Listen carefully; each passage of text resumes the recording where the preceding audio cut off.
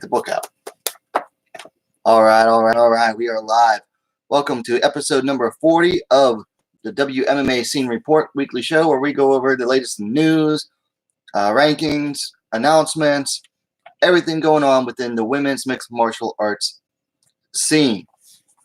So huge news coming out today about UFC Tampa this weekend, the main event between Joanna and Michelle Watterson. Apparently, Joanna informed the UFC a week ago that she was having trouble making weight, and it's only coming out in the news today. A lot of big confusion going on, so we'll be getting to that in a little bit. But first, we're going to go over the latest in fight results from this past weekend. Get out of there. All right, first up on Friday morning was Eternal MMA 48, which was broadcast on Fight Pass for the first time. There was a strawweight, well, technically was a strawweight title fight between Casey O'Neill and Mickey Motono. Now, O'Neill failed to make weight. She was off by like 200 grams. So she actually lost her title on the scale. Now, if Motono was able to defeat her, she'd have been champion. Casey O'Neill, however, won by unanimous decision.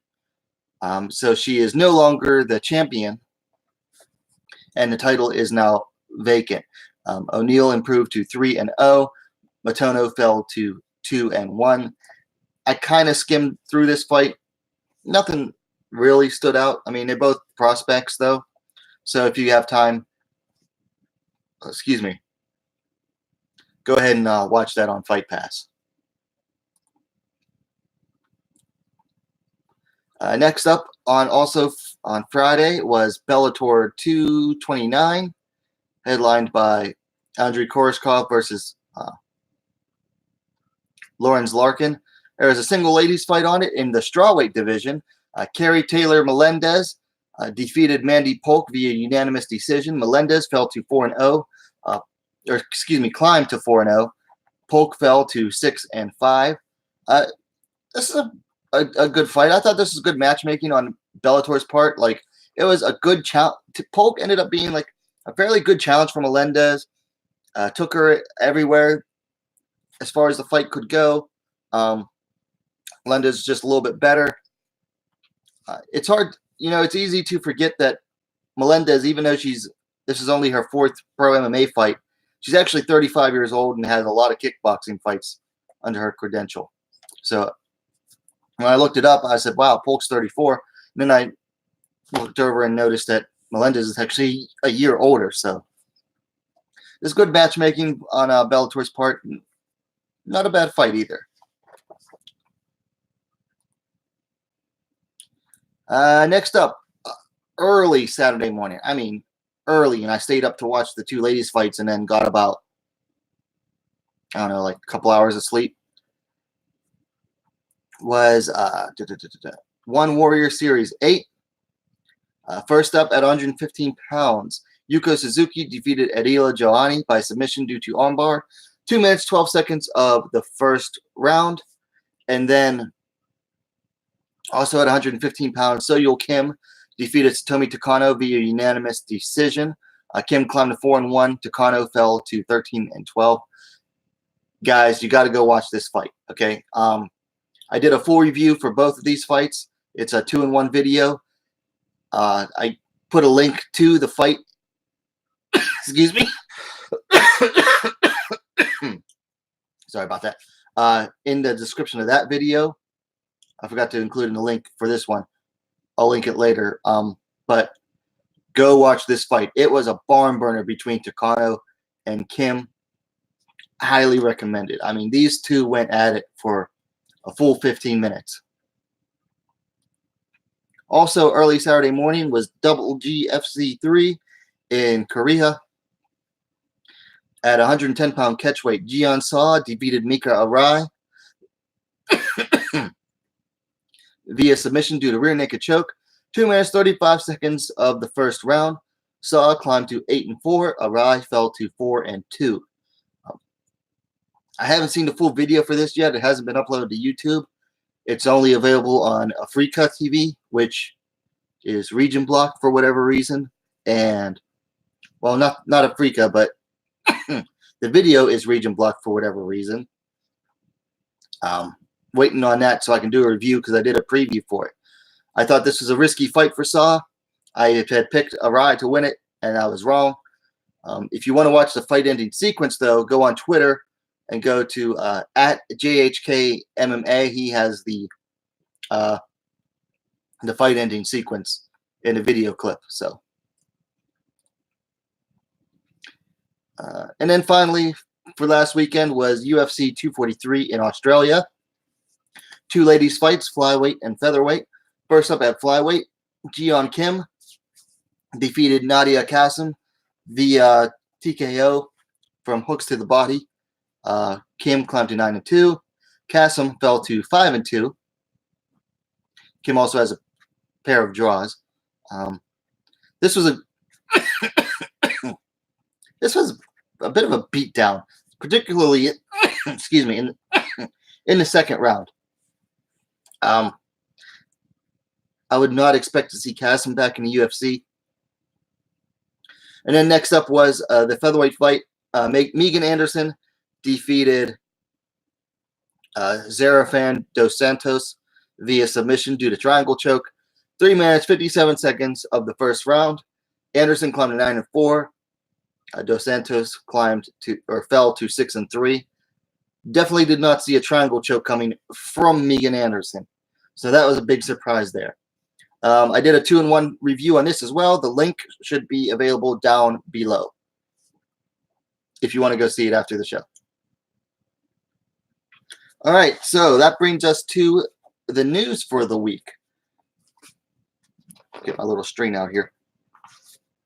Out of the way. All right, news. Okay, first up, Shooto Japan has announced Takumi Umehara as the 5th of 7 participants for its Super Atomweight tournament set to begin 24 November. So we talked about this 2 weeks ago. Shooto is doing a Super Atomweight tournament at 110 pounds. It's going to start in November. Then it goes through January and March. 7 participants, with one of them getting a bye in the first round.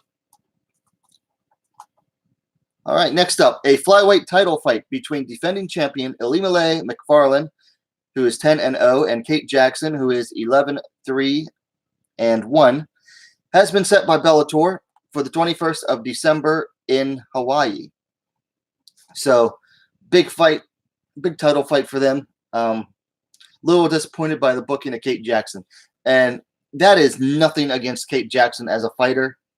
To me, I just thought that the fight to make for a title defense for Ilima-Lei was Juliana Velasquez. Name was in my mind, and I just couldn't get it to my mouth. But I thought Juliana Velasquez would be the fight to make. I don't know if – I think she just presents a lot more challenges for Macfarlane than Kate Jackson does, which might be the reasoning behind this fight getting made. It's in Hawaii. Do you really want to risk Ilima-Lei Macfarlane losing in Hawaii and, a possible riot happening? Not that I'm saying that would happen, but Hawaii is a tough place, and the fight fans there get a little wild. So I think it'll still be an all right fight, just not the fight I myself wanted. All right, UFC has announced a strawweight bout between Veronica Macedo, who is 6-3-1, and Amanda Lemos, who is 6-1-1, for the fight night in Busan, South Korea, on 21st December. Now, that's going to be early in the morning on ESPN Plus if you're in the States. Macedo, I believe, is coming off of her first win in UFC. And Amanda Lemos is coming off of her UFC debut, if I remember correctly. That should be a good fight. And strawweight, so it'll be Macedo's first fight at strawweight. You got to remember, she made her UFC debut at bantamweight and then cut down to flyweight for several fights. And honestly, she looks small even at flyweight. So now she's moving down to strawweight. So I think this could be a good move for her. Next up, Reina Kubota has a new opponent for Ryzen 19 after Shauna Ram had to withdraw due to injury. Reina, who is 8-3, now faces Alexandra Alvarez Carlos, who is 0-3 at a 112-pound catchweight bout. This is like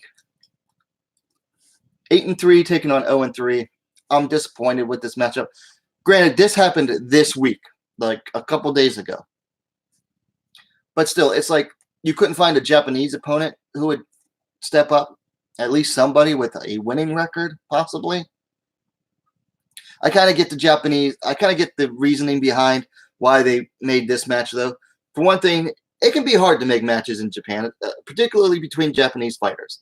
Whether a lot of them just don't want to take the loss, don't want to risk anything, not ready, whatever. And then also you get, at least this way, you still get to keep the Reina, who's a bit of a star for them, versus a Gaijin, a foreigner aspect. So you don't lose that aspect. So it kind of makes sense, but I'm not going to pretend like it's a good matchup. I mean, I never even saw this girl fight before. She could be awesome on the ground and possibly get down there and choke Reina out, and I'm still going to say it's a bad matchup. Next up, news out of One Championship. A one atomweight, 115-pound fight between Stamp Fairtex, who is 2-0, and B. Nguyen, 5-4, has been announced for One Masters of Fate, 8th November in Manila. So Stamp Fairtex is One Championship's simultaneous kickboxing and Muay Thai champion. She is now making a foray into MMA. I think they're going to look to climb her up the ranks a little bit and then put her in line for title shot against whoever wins the championship fight this weekend. Also, former UFC strawweight champion Rose Namajunas has been inducted to the Lithuanian Hall of Fame. What that means exactly, I don't know. Is it a sports Hall of Fame? Is it just overall? I don't know. Didn't really look into it. All I saw was social media post about it. So congrats to Rose Namajunas. Wei Li Zhan has been experiencing visa issues. The UFC strawweight champion went to social media to talk about it.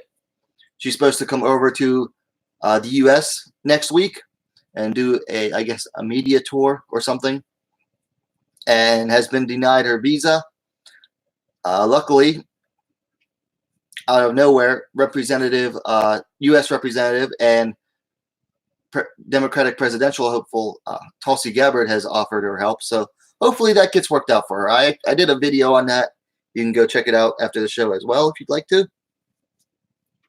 And then finally, Invicta Fighting Championships has released its full lineup for Invicta FC 38. Goes down next month, I believe the 2nd. We'll pull it up here real quick. November 1st, which is, I believe, a Friday. Yes, Friday. It'll be at the Memorial Hall in Kansas City, Kansas, as per usual. We'll start at the bottom of the card and work its way up. Now, there is one fight that's not listed on Tapology. It has not been completed yet, but it's the return of Cheyenne Rincon, who is 2-0 against an opponent to be decided. That's a bantamweight. But starting with the first fight at bantamweight, Serena De Jesus, 1-0, taking on Tanisha Tennant, 1-0.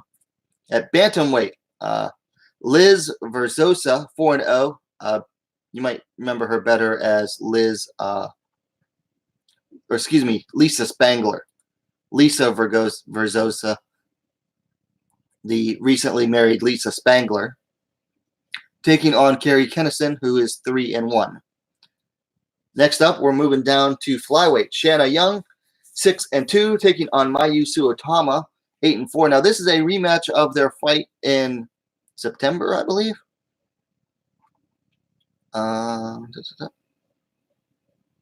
Yes, in September at the Invicta Phoenix series, the first round matchup between those two, where Shanna Young, I believe, came away the victor.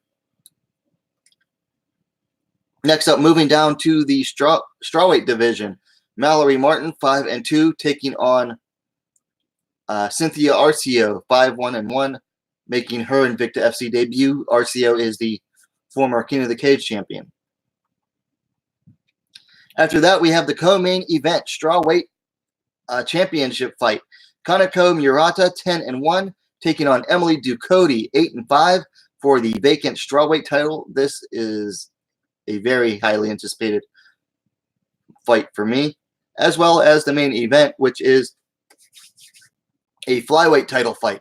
Vanessa Porto, 21-8, putting her title on the line against the challenger, Karina Rodriguez, 8-3. Rodriguez had to beat both. Who did she have to beat? Milana Dudaeva and Deanna Bennett in a 4-woman mini tournament to earn this title shot. So very much looking forward to this event. Oh, and the poster for this event is straight. It's on fire, guys. Go to Tapology and look up Invicta 38. There's a picture of the event poster. It is bad ass. I hope they start selling these on their online store because I want one of these ones. It is awesome. So that is it for the news, which takes us to our weekly UFC rankings update, a little segment I like to call the fuckery. So there are no changes in either the strawweight or flyweight rankings after this weekend. However, a bunch of moves at bantamweight for absolutely no reason whatsoever. So Aspen Ladd moves up 1 spot to number 4, taking over Juliana Pena, who moves down 1 spot to number 5. Not sure if these two were tied or if they're switching places. Either way, neither of them have fought recently, like in the past week or so. Down at 8, excuse me, 8-9. Irene Aldana moves up 1 spot to number 8. Marion Renault moves down 1 spot to number 9. Not sure why either of them were in a different spot to begin with. And then Macy Chasson moves up to 1 spot to be tied with Lena Landsberg at number 11. Lena Landsberg just beat Macy Chasson like a week ago. So I don't know why Chasson is moving up 1 spot to be tied with Landsberg. Excuse me. Sorry, guys. I cannot get rid of this cough. Anyway, a bunch of moves at bantamweight that make 0 sense, and that's why I like to call my rankings update the fuckery. Next up, a little segment I call Welcome to the Scene, where I welcome some of the newest named subscribers. So, welcome to Steve Butkovich, Samuel X. Liddy-Rodica, and big welcome to Mr. James Lynch. James does 2 live shows a week at The Score MMA on YouTube. Both of the shows do a lot of fan Q&A on live chat. Great shows. James Lynch also does a shit ton of fighter interviews, probably more than anyone else in the MMA media. I mean, he's just putting out new interviews almost every day, sometimes multiple interviews a day. Like I said, more than anyone else in MMA media. So, big welcome to all 3 of you guys, and welcome to the WMMA scene. Next up, we're going to look at the upcoming events this weekend. First up on Friday night is the PFL 2019 playoffs in the lightweight division. First up, Sarah Kaufman, 21-4, taking on Larissa Pacheco, 12-3. I'm picking Kaufman on this one. I just think everything that Pacheco does, Kaufman does as well, but that much better. Kaufman was a better bantamweight than Pacheco is, and there's no reason for her not to be a better lightweight than Pacheco is. So we're going with Kaufman. And then in the main event, Kayla Harrison, 5-0, taking on Jenna Fabian, 2-1. This, to me, is a more intriguing matchup. Fabian is a striker with a very long reach. If she is able to keep Harrison on the outside, which is what I would do, I would use my jab to keep Harrison on the outside the whole fight. If she can do that, she can cruise to a win. If Harrison can get inside that, though, she can use her judo to get Fabian down to the ground and pound, or work a submission. Personally, I think that's what's going to happen, and I'm taking Harrison. in that fight. There is a ladies fight on Combate 46 this weekend. A bantamweight fight between Paula Ramirez, 1-2, and Marilia Fanta, 3-0. I don't really know either of these two fighters, and I don't have access to Combate right now because it's only on Univision for the time being, so I'm not making a pick on that one. Next up at Ryzen 19, there are two ladies fights. First up is Reina Kubota, who goes by the stage name of just Reina, 8-3, taking on, what was the girl's name? Alexandra Alvare Carlos, who is 0-3 from Spain. Got to go with Reina on this one. It's a late replacement with a losing record. Not a single win, so you'd be nuts not to take Reina on this one. And then at super atomweight, which for Horizon is 108 pounds, Sahi Ham, 21-8, taking on Miyu Yamamoto, 5-3. This one has me nervous. Ham is by far, I won't say by far, but she is my favorite women's fighter of all time. I followed her career pretty much from her pro debut when she got a unanimous decision win over the far more experienced Hisei Watanabe. Huge upset at the time. Primarily a striker, but an underrated ground game as well. Miyu Yamamoto comes from a national championship, I believe, and international accolades wrestling background. Member of the famous Yamamoto family. Her older brother, very famous mixed martial artist from Japan. But her and her sisters, all great wrestlers. Yamamoto started out 0-3 to her career. She's 42 years old, I believe. She started out 0-3. I'm sorry, 0-2, picked up a win,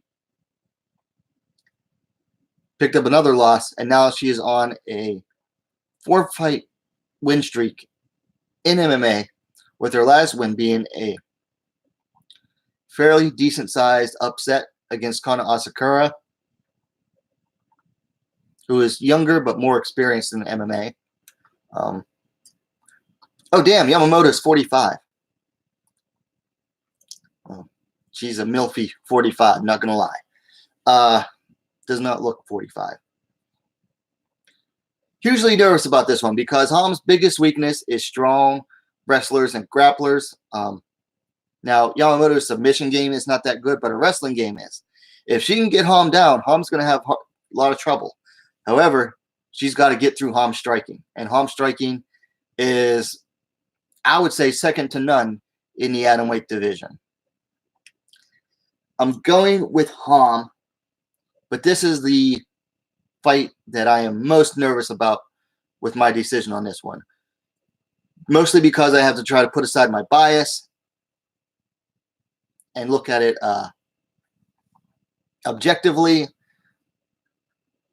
but also just because this is a tough matchup to call, just because of the stylistic matchup.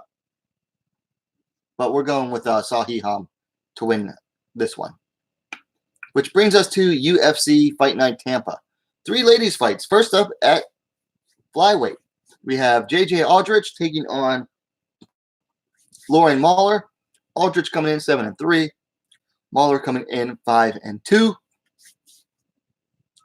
I'm taking Aldrich in this one. I just have not been very impressed with Lauren Mahler's run in the UFC.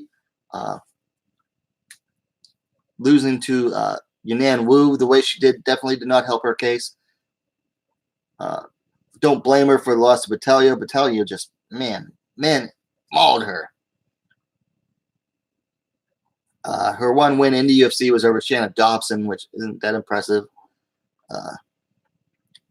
Second fight for Mahler in 2019. I think it's only the second fight for Aldrich in 2019 as well. She's coming off a loss to Macy Barber, a fight that she was winning. She won the first round, and then she let Barber take control of the fight there. I'm going with JJ Aldrich in this one. I just think she's a more well-rounded fighter than Mahler is. Next up, Mackenzie Megaton Dern, 7-0, taking on Amanda Hebus at 7-1. Okay, supposedly Dern looks to be in the best shape of her life, and this is coming from people that have seen her in person last week and this week. If you can get a prop bet that Mackenzie Dern misses weight, it's hard not to take that bet. She has a history of it. And her last fight, she missed by 8 pounds. She was like 2 pounds from being a flyweight officially. Why they let her fight again at strawweight, I don't know. However, I'm taking Dern to win this one. Hebus did have a very nice debut against Emily Whitmire. She beat her by rear naked choke in the second round.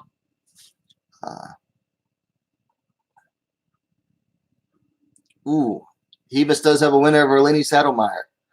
That Saddlemeyer factor is huge. I've talked about it before. But I'm going with Dern on this one. I think she's going to be the favorite. And particularly on the ground, she'll be the favorite. So we're going with Mackenzie Dern. Cheering for Amanda Hebus, though. I don't like Mackenzie Dern at all. I think she's very unprofessional. And that she's just really an MMA to gain more Instagram followers. Which brings us to the main event. And we're going to talk more about this later because it's possibly in jeopardy. Joanna Jędrzejczyk, 15-3, taking on Michelle Watterson, 17-6 in the strawweight division. All right, now, I made an early pick of Joanna. I already did a preview on this. The link's down below in the description. If this fight goes on, I'm still picking Joanna.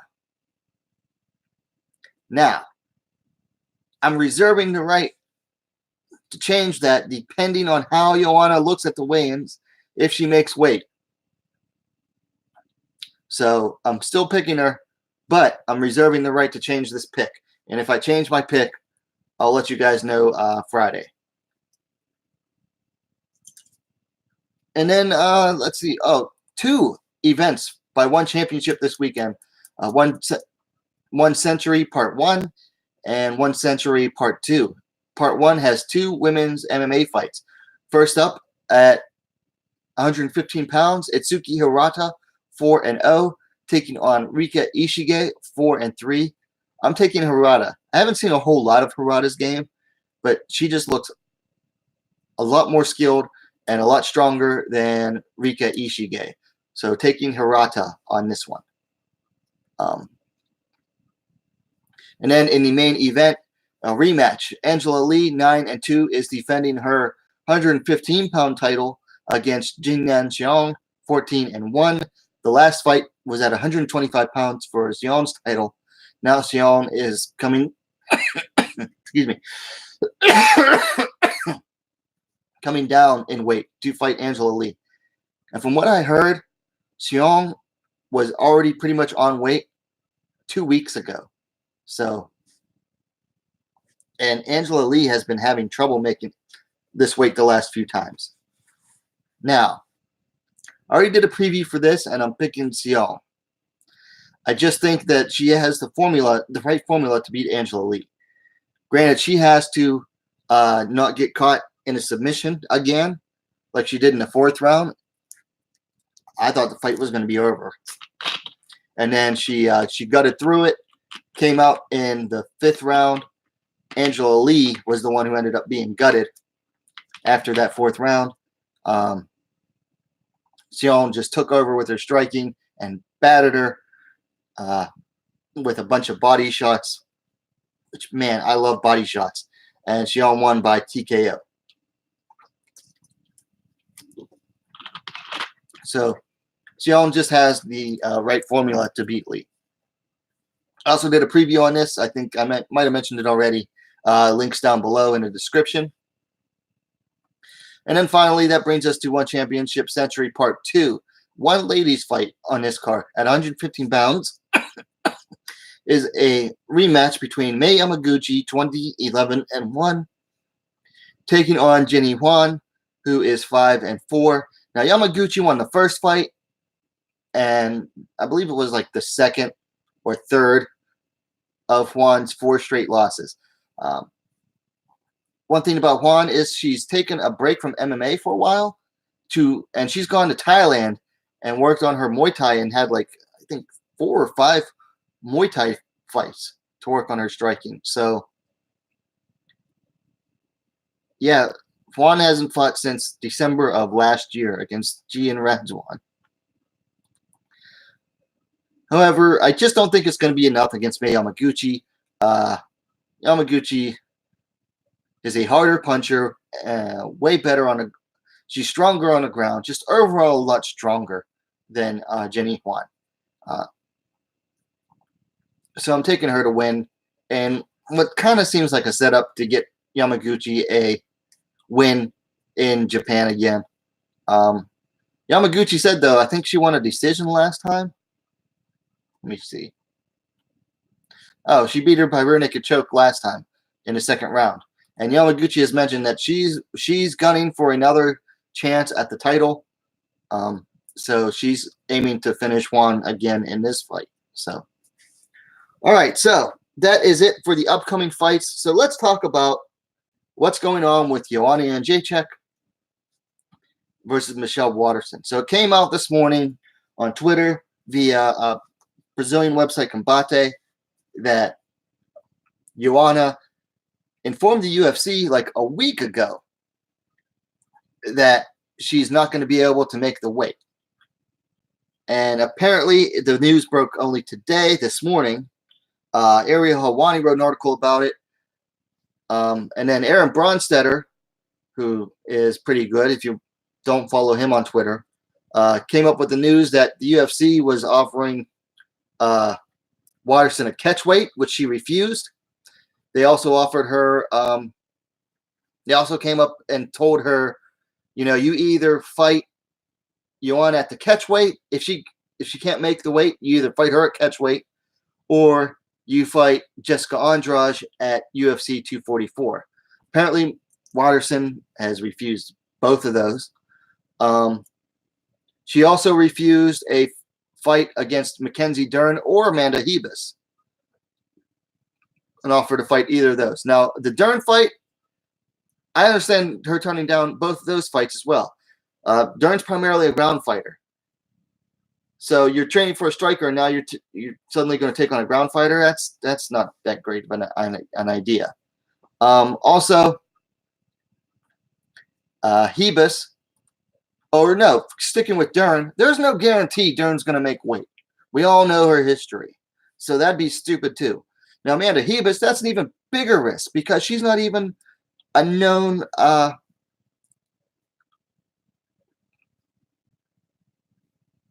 I can't think of the word, but she's not known at all. She's had one fight in the UFC. That's an even bigger risk.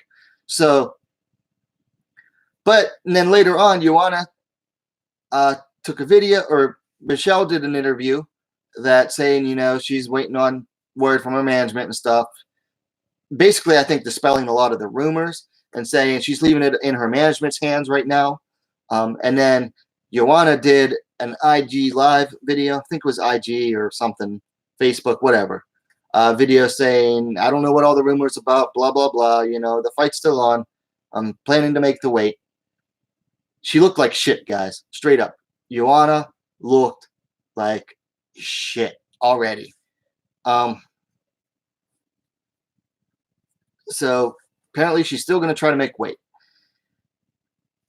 There's a lot of going on here to try to dissect. Okay, first of all, how bad was your weight a week out that you had to inform the UFC that you weren't going to be able to make the weight? Well, pretty bad, I'm guessing. I'm guessing pretty bad. Now, could this also be an attempt at gamesmanship by Joanna, who is known to try to play head games with her opponent? Definitely. It definitely could be a bit of gamesmanship on her part. I would not put that past her. Some other things taken into consideration would be Waterson. From a career standpoint, I don't blame her turning down a catchweight fight. I don't blame her turning down a fight against Dern or Hebus. From a career standpoint, I definitely don't blame her for that.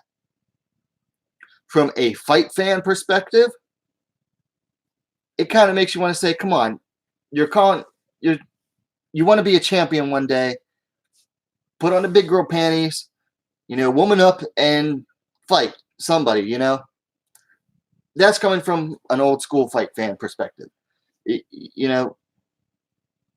Don't be turning down fights. Don't turn down the catch. Don't lose out on a main event a fight that has serious title contention weight on the line. You want to be the mom champ, so why would you turn down a chance at that? So from the career perspective, I get it. It's a smart move. But from a real fight fan perspective, I hate it. There's also talk about how if Angela Hill could possibly step in to replace Watterson in the main event against Joanna at catchweight. Hill tweeted out yesterday that, she was ready to step in case either of the two can't do it, and that she is already licensed in Florida. So that's yet another factor going into this. So what exactly is going on? Who knows? Right now, all we know is that Joanna is still trying to make the weight, and that's it. The weigh-ins are the day after tomorrow, so we'll see. It's going to be a crazy weekend of fights.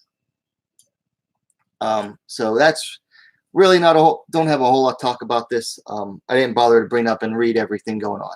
But yeah, comes down to young Jacek having a hard time making the weight already. Watterson offered a catch weight, turned it down, offered fights against Turner Hebus, turned those down.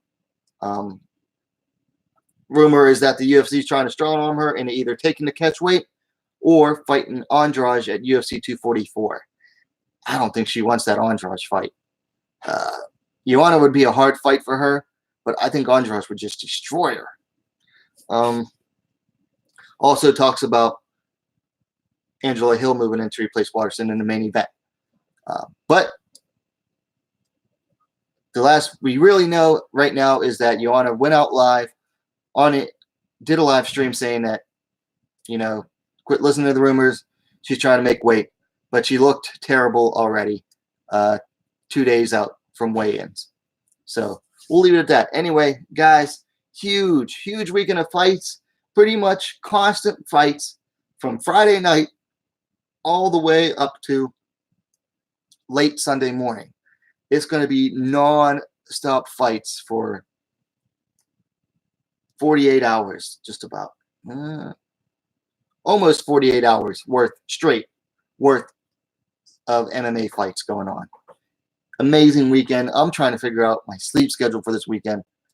I was planning on taking a trip, like a overnight trip this weekend. Decided to cancel that. One, because of work, but two, I don't want to miss any of these fights. So really looking forward to this. Anyway, that's all I got for tonight. Chat was quiet tonight again. But hey, let me know what you thought about it in the comments down below. Likes always appreciated. And hey, what are you waiting for? Subscribe to WMMA Scene Now, the fastest growing women's mixed martial arts dedicated platform on YouTube. And hit that bell for notifications. And we'll see you next time. And end stream.